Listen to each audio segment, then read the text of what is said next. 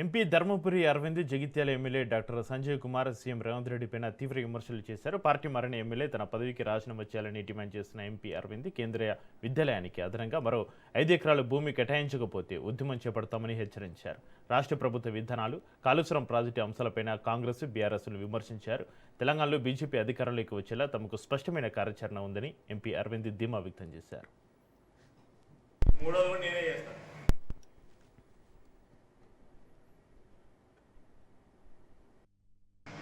Manifesto మొత్తం పుట్టాడు అబద్ధాలు. కాంగ్రెస్ జాగి ఇవ్వాలి, వాళ్ళు టకటక కడతారు.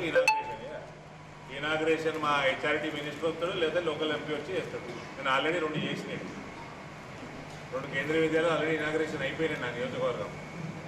ఈ 3వది కూడా నేనే చేస్తాను అని 5 ఎకరాలు ఇచ్చి జగిత్యాల ప్రజలని మోసం చేసే కార్యక్రమంలో మీ ఎమ్మెల్యేకి నేను అడుగుతా ఉన్నా. ఎన్నిసార్లు అడుగుతుంది నాకు సిగ్గురాదా? నీకు ఏం సంబంధమయ్యా? నీకేం సంబంధం?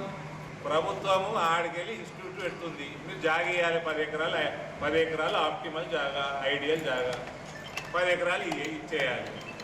ఇది కాస్ట్లీ ల్యాండ్, ఇది వాలంటరీ ల్యాండ్, రైతులకు పనికి. రైతుల పిల్లలే చదువుతారు. ఇక్కడ నేను అందం అనుకున్న అటల్ లక్ష్మణ్ గారు మాట్లాడుతుంటే, సరేలే పోనీ అది ఏంటి గవర్నమెంట్ ప్రోగ్రాంలని.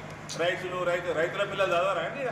మీ ఎమ్మెల్యే చిల్లర వ్యవహారం, చిల్లర రాజకీయం, చిల్లర మనస్తత్వం వల్ల ఒకవేళ 5-10 ఎకరాలు కాకపోతే జగిత్యాల ప్రజలు నష్టపోతుంది. చిల్లర ఎమ్మెల్యేని ఎన్నుకున్నందుకు మీరు కాళేశ్వరం రాయముంటుంది. మీ అయ్యని ముట్టడిస్తే సార్ కుంగిపోయేటట్టు కట్టింది మీ అయ్యా.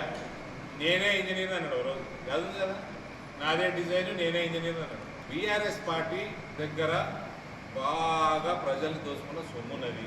వాళ్ళకి క్రెడిబిలిటీ ప్రజలలో గుర్తిస్తుంది.